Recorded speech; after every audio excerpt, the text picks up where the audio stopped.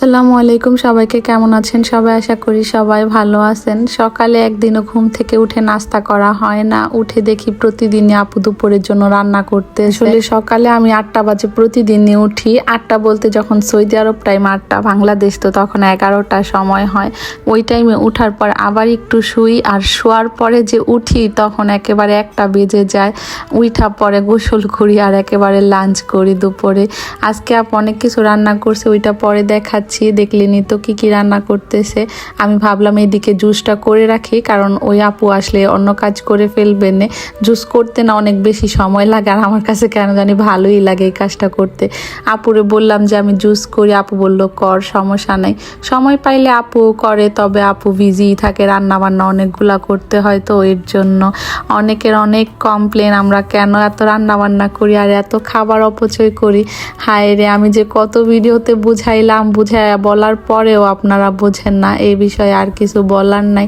আজকে আপু দুপুরে খিচুড়ি রান্না করছিল, ভুনা খিচুড়ি, ডিম ভুনা, মুরগির মাংস ভুনা করছে, বেগুন ভাজছে আর 2 রকম সালাদ করছে। সকাল 7টায় স্কুলে যায়, তো 11টার পরে আসে। আসার পরে আপু ওরে নিয়ে একটু শুইছিল রান্না বান্না শেষে। তো আমি আবার আপুরের জন্য ডাকি নাই, ভাইয়া আসছিল, পরে আমরা খাবার খাইতে বসছি। আপু একটু পরেই চলে আসছে, তবে আপু রাগ করতেছিল, বলছিল যে ভাইয়ারে সাজায়া খাবার দিবে। আর আমার বোন যেটা চিন্তা করে সেটা না করলে আবার ওর ভালো লাগে না। আমরাও খাইতে বসছি আর আপু আসছে যায় সাইডে, কিন্তু আপু খাইতেছে। খাবারের পরে ও আবার প্লেট সাজাইতেছে, কারণ এটা ওর মাথার মধ্যে ঢুকছে, না করলে তো ভালো লাগবে না। তো ওই আপুটার জন্য সাজাইছে। আপুরে বলতেছিল আপনারে খাবার সাজায় দেই, তবে আপু আবার আজকে খাবার খাবে না, নিয়ে যাবে, কারণ নিচের ফ্ল্যাট থেকে খাবার খেয়ে আসছে। খাওয়া দাওয়ার পরে আমরা বসে একটু নাটক দেখতেছিলাম আর জুস খাইতেছিলাম। এই জুসটা আবার ফ্রেশ না খাইলে ভালো লাগে না। স্কুল থেকে আসার পর ঘুমাইছিল, ঘুম থেকে ওঠার পরে ও জুস খায়, আগে কোনো খাবারই খাইতে চায় না, তো ওর একটু জুস দিয়ে দিলাম। আর বলতেছিল খালামুনি আজকে আমাকে চিকেন ফ্রাই বানাই দেবে, এর জন্য চিকেন ভিজায় রাখছিল আপু। আমি এখানে চিকেনটা মাখাই নিব, আদা রসুন বাটা, 2 রকমের সস, সয়া সস, মরিচ ফাঁকি এগুলা দিয়ে দিছি। এখন চিকেনটা ভালো করে মাখাই নিতেছি, লবণও কিন্তু দিছি। 2 বোন এইখানে মিলে ক্লে দিয়ে ফ্লাওয়ার বানাইয়া তারপরে আয়নাতে লাগাইতেছিল। মাশাআল্লাহ সুন্দরই হয়েছে, ইলারগুলা একটু বড় বড় হয়েছে। খালামণিরা আমার ফ্লাওয়ার গুলো কি সুন্দর হয় না? আমার খালামণি বলছে আমার ফ্লাওয়ার গুলো একটু বড় হয়েছে। খালামণিরা আমি এখন টিচার কাছে পড়তেছি।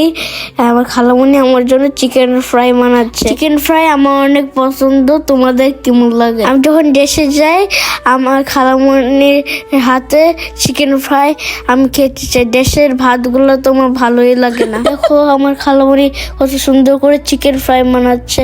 খালামণি আমাকে আরেকদিন চিকেন ফ্রাই বানাই দিও। ওকে, বানাই দেবো, এখন বয়স দাও। দেখো এটা 2 বার করে পানিতে দিতে হয়, নাহলে ক্রিস্পি হবে না। তোমরা যদি মানো আমার খালামণির ভিডিও দেখে বানাতে পারো। চিকেন ফ্রাই যখন খাচ্ছিলাম তখন আমার খালামণি ভিডিও করতে পারে না, কারণ ইভিনিং এ টিচার আমাদের সাথে নাস্তা করছিল। দেখো বাইরে রাত হয়ে গেছে, আমার খালামণির দেখতে ভালো লাগে। ওই দেখো মসজিদ দেখা যাচ্ছে, সাথে পার্কও দেখা যাচ্ছে। ওই পার্কে যে আমার মাঝে মাঝে খেলা, আর এই মসজিদে আমার পাপা নামাজ পড়তে। সবাই আমার জন্য দোয়া করো। আমি তো কালকে স্কুল থেকে ভ্যাকসিন দিছি, আমার একটু ব্যথা করে হাত। কেমন লাগলো ইলার ভয়েস শুনতে আপনাদের? ও আসলে ভয়েস দিতে চায় মাঝে মাঝে, যখন আয়শা দেখে আমি ভয়েস দিতেছি তখন নিজের থেকে যখন বলে যে খালামুনি আমিও বলতে চাই কথা, তখনই বলাই। বাচ্চাদের আসলে প্রেশার দেওয়া ঠিক না। অনেকে আমাকে বললেন যে আপু ইলাকে দিয়ে ভয়েস দেওয়াইন, ভালো লাগে অনেক শুনতে। তো ওরে কালকে যখন বলছিলাম ইলা তুমি কি ভয়েস দিতে চাও, খালামুনিরা পছন্দ করে শুনতে চায়। পরে বলছে আচ্ছা খালামুনি, আমি যখন ফ্রি থাকবো তখন আমি কথা বলবো খালামুনিদের সাথে। তো আজকে যখন আসছে আমি বলছি কথা বলবা, বলতেছে হ্যাঁ, তখনই বলছে। সন্ধ্যার নাস্তা করার পর আপু রাতের জন্য রান্না করছিল। এরপর আমরা আবার পার্কে চলে আসছি, কারণ নিচের ফ্ল্যাটের আপু আবার আমাদেরকে দাওয়াত করছিল আজকে পিঠা আর শাহি টুকরার। পিঠাগুলা কিনে আনছিল বাহির থেকে ভাইয়া, মানে ওই আপুর হাজবেন্ড, আর শাহি টুকরাটা আপু বাসাই বানাইছে। তারপরে তো সবাই মিলে এখানে নাস্তা করব এখন একসাথে। নাস্তা বলতে কি, এখন রাত হয়ে গেছে, আমাদের 2 বোনের আসতে আজকে একটু লেট হয়েছে।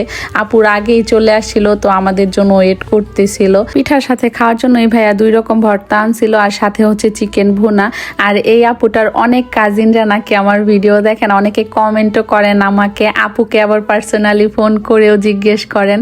সবাইকে অনেক অনেক ধন্যবাদ মন থেকে। আর এই আপুটার নাম রুনা আপু। আমার আপু তো সবাইকে ভাবি ডাকে, তবে কিভাবে আমি সবাইকে আপুই ডাকি, আমার ভাবি ডাকতে কেমন জানি লাগে। তারপরেই তো সবাই মিলে নাস্তা করতেছি, মনে হইতেছিল একেবারে দেশে বৈশা দেশের খাবার খাইতেছি, পুরা দেশের মতোই খাবার। পিঠাগুলো অনেক মজা লাগছে, তো সবাই বেশি বেশি খাইছি। এখন কেউ শাহি টুকরা খাইতেই চাইতেছে না, আপু সবাইকে জোর করে করে দিচ্ছিল, তারপরও কিন্তু শেষ হয়ে গেছে। আর ভাইয়ারা ওইখানে খাইতেছিল, ভাইয়ারা তো অনেক বেশি মজা করে। তারপরে আবার দুই আপু দুই রকমের চা আনছিল, একজন দুধ চা একজন রং চা, তো আমি একটু রং চা নিছিলাম। শাহি টুকরাটাও মজা ছিল, সাথে চা গুলাও। এখন বাসায় চলে যাব, তো বাচ্চারা পার্ক থেকে আসতেই চায় না, ওদেরকে ডাকতেছিলাম। তারপর বাসায় চলে আসছি, আসার পরে এই ড্রেসটা দেখতেছিলাম, এটা আমাকে একটা আপু গিফট করছে। ড্রেসটা অনেক বেশি সুন্দর, ভিডিওতে কতটা বোঝা যাচ্ছে জানি না, তবে রিয়েলে ড্রেসটা অনেক বেশি সুন্দর। এটা একটা পাকিস্তানি ড্রেস।